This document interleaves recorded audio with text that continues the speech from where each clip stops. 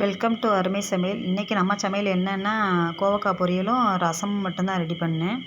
சிம்பிளான சாப்பாடு தான். ஒவ்வொரு காய்கறியிலையுமே ஒவ்வொரு மருத்துவ குணம் உள்ளதுங்க.